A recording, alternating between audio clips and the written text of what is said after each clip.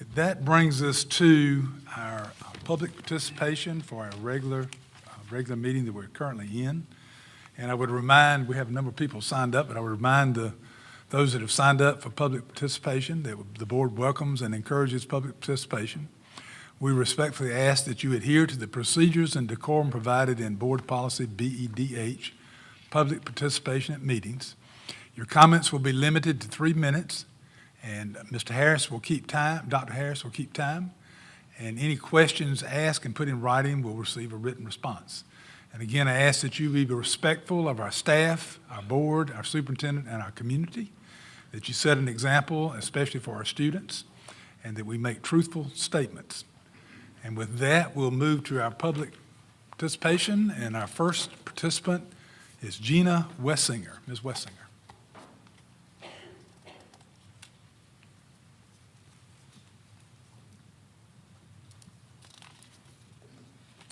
Let me just tell you the next two people you might want to get in place. Gwen Joyner, and Mike Whitehurst.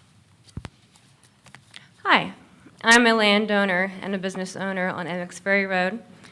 I oppose the school is being proposed on Emmons Ferry Road. The location is not optimal due to Emmons Ferry being a peninsula road. The current road needs will not support increased traffic and not the current location that they want it to go on. We already have 9,400 cars per day on the road. Enough is enough. If you want to establish trust with the community, the school on Emmons Ferry Road will not build my trust in the decision-making ability of the school board. Thank you for your time. Thank you, Ms. Wessinger. We'll next hear from Gwen Joyner. Ms. Gwen Jager.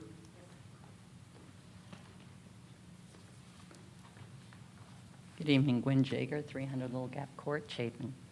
Dr. Hefner, you mentioned due diligence, and I thank you for bringing that up. Per my emails, this helped quite a bit. The due diligence is a process of acquiring objective and reliable information prior to a specific decision. It is usually a systematic research effort used to gather critical facts and descriptive information which are relevant to making an informed decision on a matter of importance. My question tonight to the board, and I have it written here, is what due diligence has been sought to date? And I ask that you please share those due diligence reports with the people to whom the public schools belong, those who created them, and support them by taxation, per policy KA, School Parent Community Relations.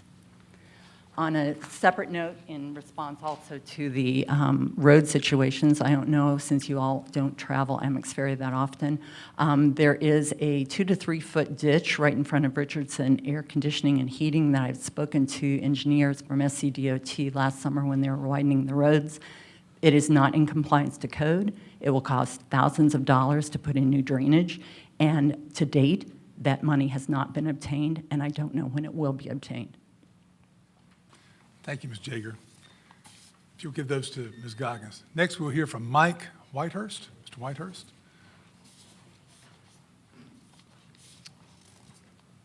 Hey, good evening. Our family lives in the Emmons Ferry Road corridor. Both of our children attended and graduated from Chapin schools. I would like to thank you, our teachers, and others in attendance for your service to the students and families of our district. Also, I'd like to add, Dr. Hefner, I appreciate tonight's report. That was very helpful. I'm associated with the Save Emmons Ferry Road group. We have 394 members and 689 signatures on our Save Emmons Ferry Road petition.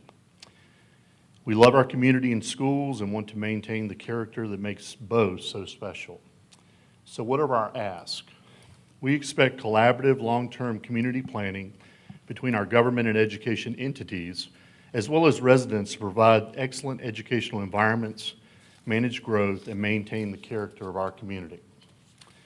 Number 2, we expect the necessary due diligence will be conducted with transparency on all matters affecting proposed existing schools and our community. In this situation, our perspective is that the school district has 3 options. Number 1, rezoning of students. Number 2, remodeling of existing schools to accommodate more students. Or finally, building new schools. If a new Chapin Elementary School must be built, What other sites other than the Amix Ferry Road school site are being considered? Evaluating multiple sites and proposals versus a sole source approach would provide the school district with competitive leverage when making this decision. Point number 3, we expect the school district to practice good stewardship of our tax monies and resources and be transparent in your actions. We are concerned about the announced land purchase price of the Amix Ferry Road site, which is $932,950. Also, we are concerned that the school district purchased land previously, which has already been mentioned in Dr. Hefner's report, for $590,775.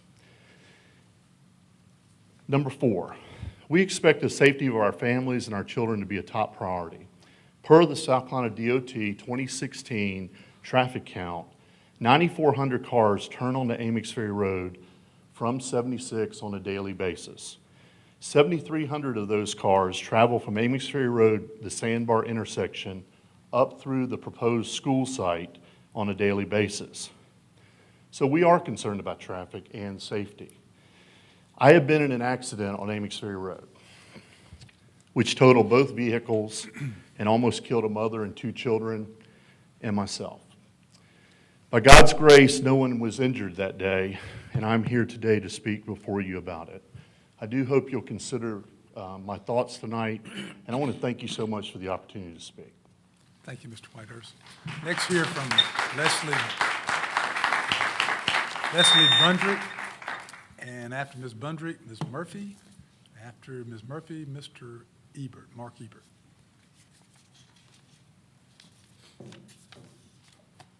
Hey there, how are y'all tonight? Good.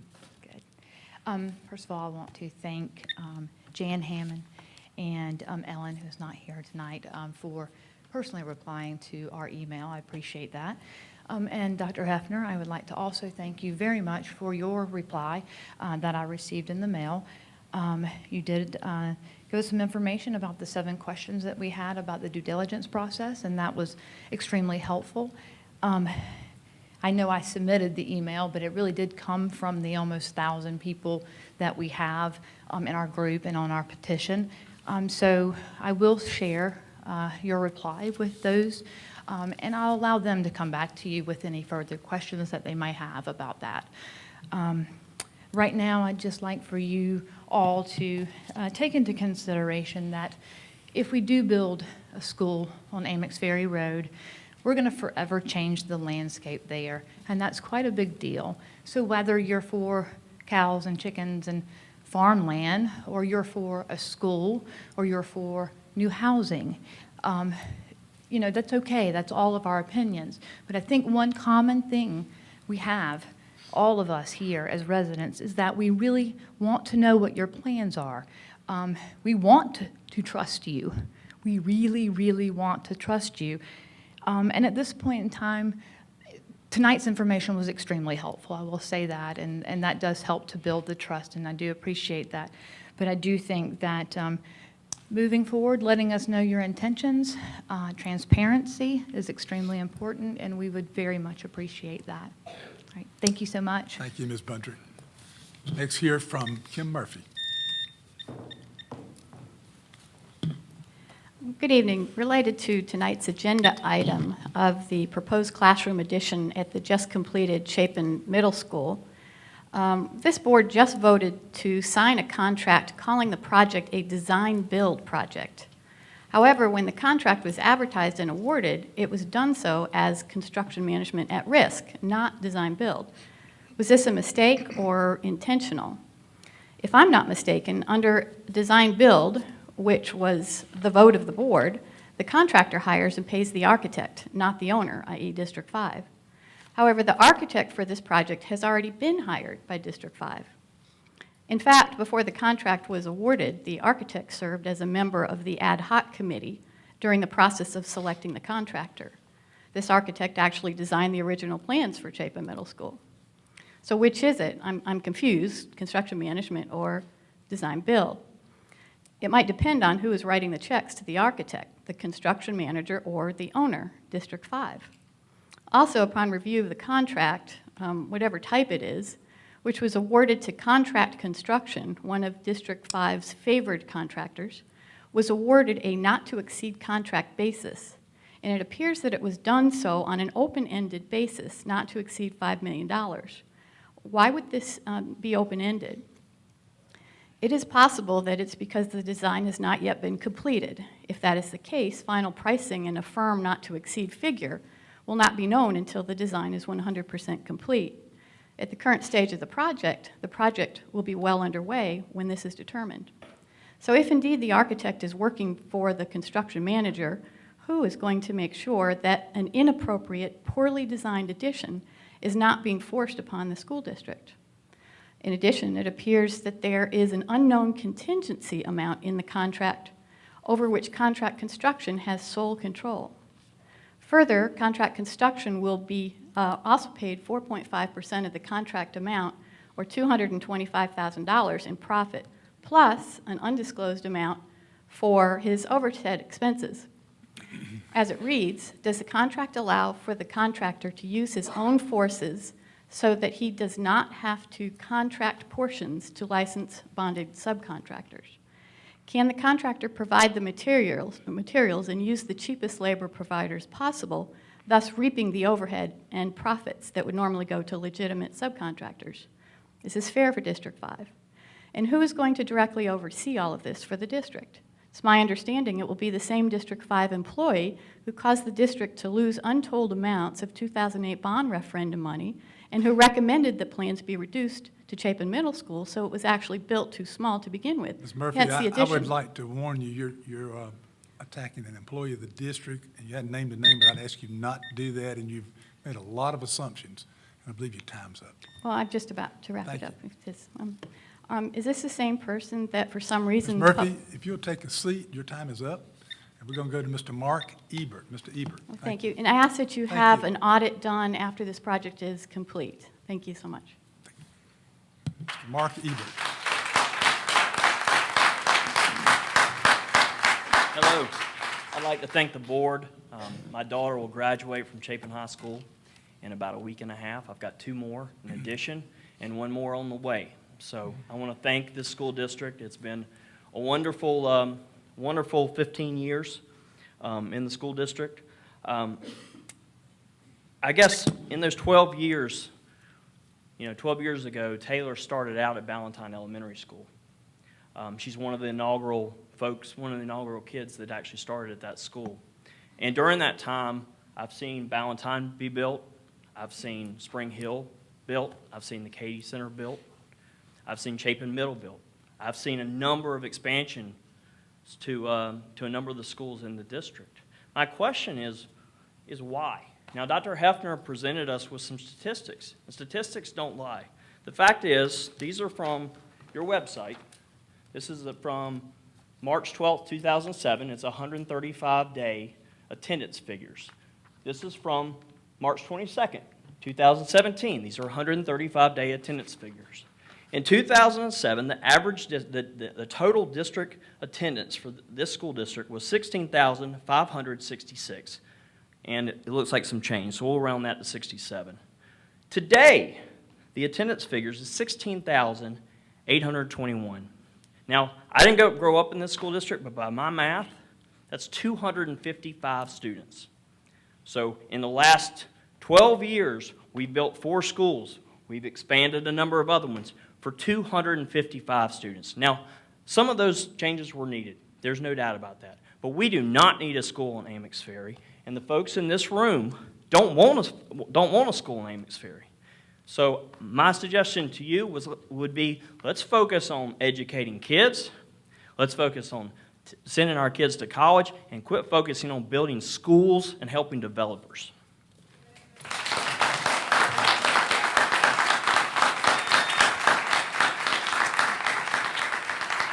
It's Charlie Wessinger. Next up will be Reuben Conley, Rebecca Connolly.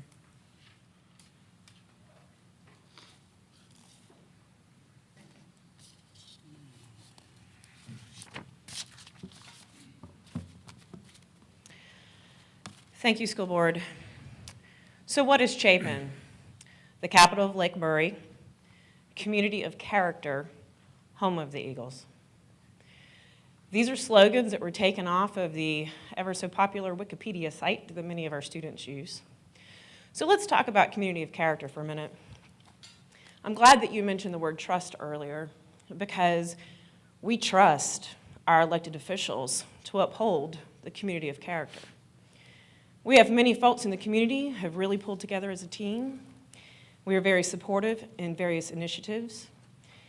And would like to address the audience for a moment, if that's okay with you all. Those of you who are against the school district to build an elementary school on Emmons Ferry Road, please stand up. Here are a few items that the community of character are pulling together on. Our school board's lack of accountability and fiscal responsibility. It is very irresponsible for our school board to pay what will amount to be just over $1 million on 2 tracts of land totaling 24.35 acres.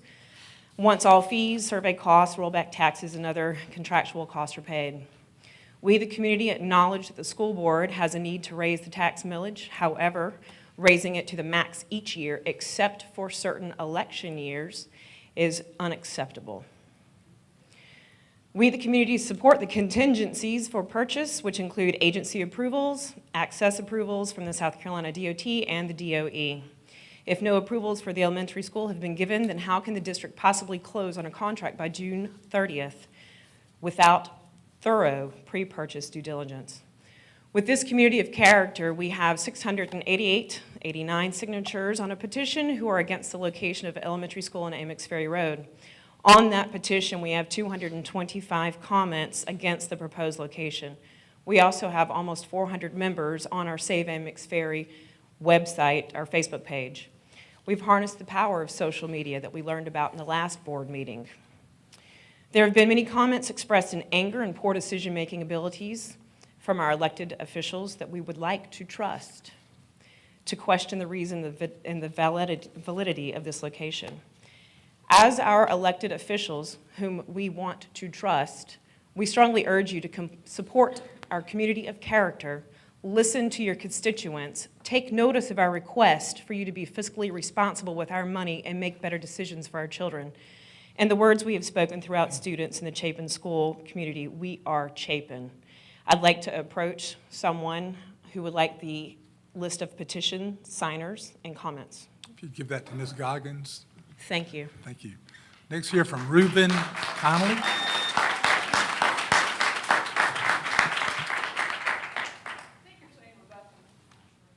Rebecca Connolly, I'm sorry. Thank you. My name's Rebecca Connolly. I live at 1717 Emmons Ferry Road, and I'd like to say y'all have definitely lost my trust tonight. One, I'm not sure what 2 of y'all have been doing the whole time people have been speaking. That phone's very important to sir over there, and your tablet seems very important to you. Address that. Mr. Cates has his entire packet. If you have something to say to the board, why don't you say it? This board's got a lot of activities going on. We have devices here to help us with that, and we won't deduct your time. I for that. understand. I use tablet a good bit, and he's sitting there. I'm Well, watching. Mr. Cates is What are you very doing, sir? innovative in this, so if you have something to say, then you've got down here proposed elementary school. Let's talk about that. All right, so my qualifications to talk about due diligence. I just spent 4 days and 8-hour meetings on the Carolina Crossroads, where we reviewed every aspect to that project on 9 proposed alignments. I keep hearing talk about due diligence, but we're only looking at one piece of property. I've heard rumors that there's only a handful of people opposed to this project. We have a petition of 688. We'll add 5 from my family, 7 friends who aren't on that petition. That's 700 names that are against this project. Dr. Hefner, you mentioned in your presentation tonight about Piney Wood School. You are correct. My dad went there. He walked to school. There weren't cars in 1930 when that school was there. The majority of the day, I live in front of Timberlake. On the average day, a car goes by every 4 seconds. You talk about geography and where you want to locate the school. I have no trust that you understand the geography of Emmons Ferry Road. This is one way in, unless you go out Long Pine. It's also a dirt road. This is known because when they replaced the bridge on Emmons Ferry Road, they had to put in a temporary bridge because none of the other ways out met any standards for a detour. So I have two questions today. What coordination is taking place between Lexington and Richland District 5 and Lexington County Council as they're updating their comprehensive plan? I'll make that one question. And please take in consideration that everyone I've talked to is opposed to this site. Thank you. Thank you. Let's hear from Julie Booth.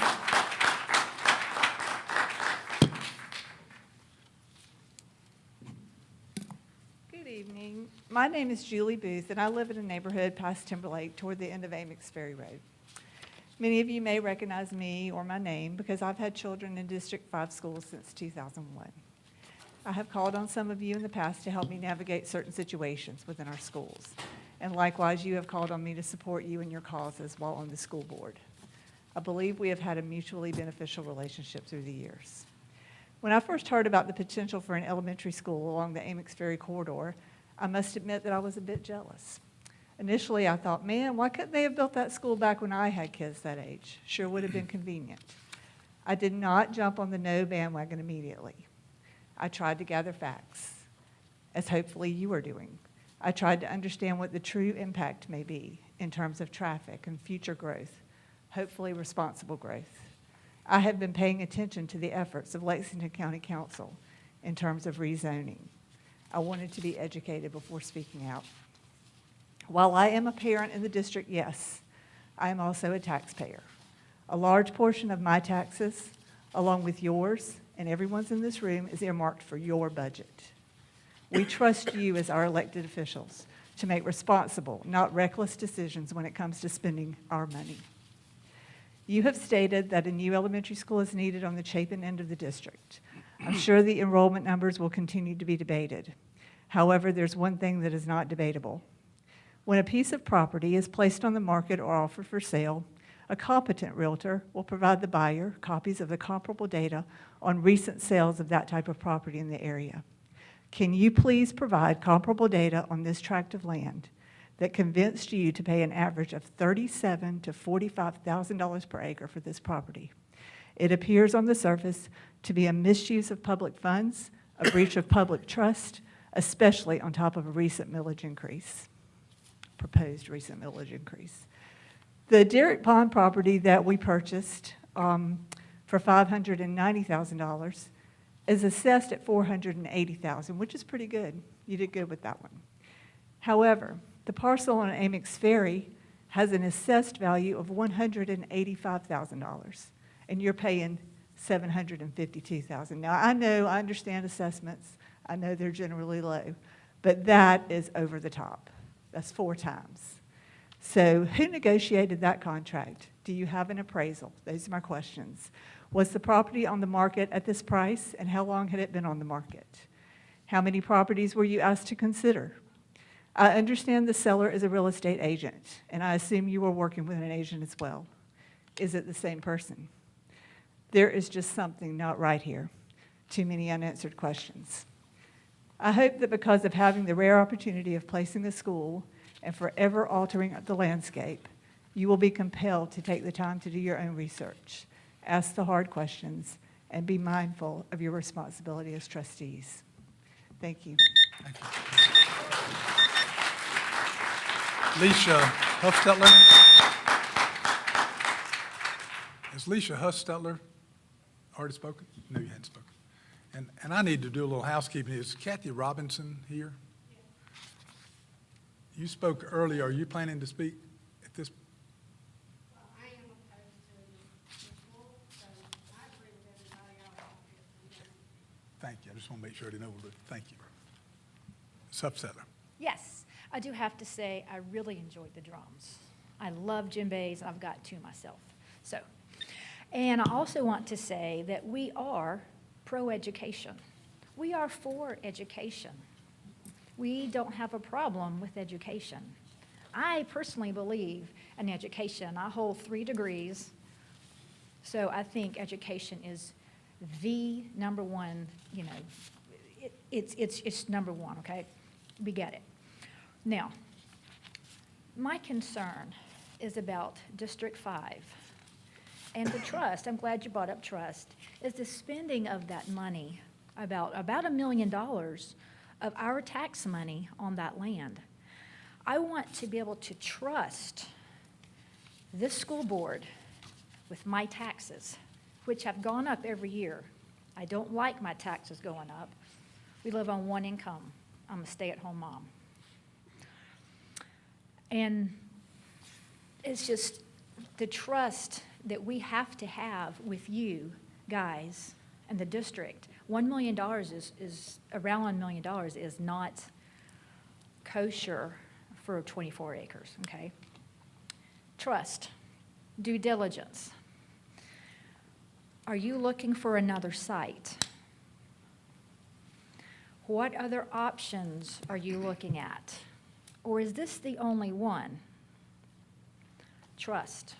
Are you really looking at all your options? Because the due diligence is being paid for with our tax money. We taxpayers expect the district to know the results of the due diligence. It is with our tax money this is being paid for.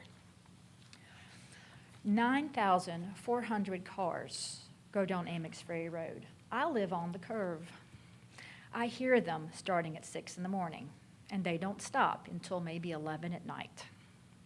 I'll sleep with my window open cracked so I could just hear the crickets and the cars.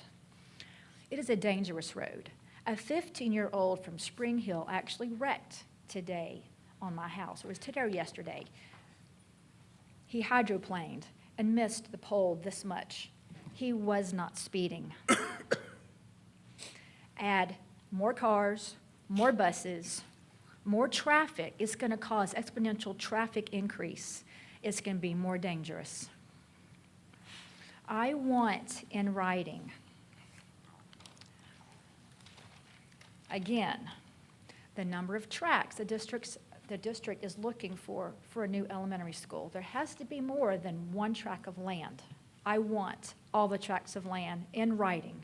I had this last week. I haven't got my writing yet. I'm asking for it again. I also want in writing that I will respect that, yes. Thank you, Ms. Huffstetter. And where do I give this to? Give it to me, Katrina Goggins. That'd be great. Thank you. That completes our public participation and brings us to our action agenda. Item number 17, which are items that need action from matters discussed in the executive session. I think we only had one item.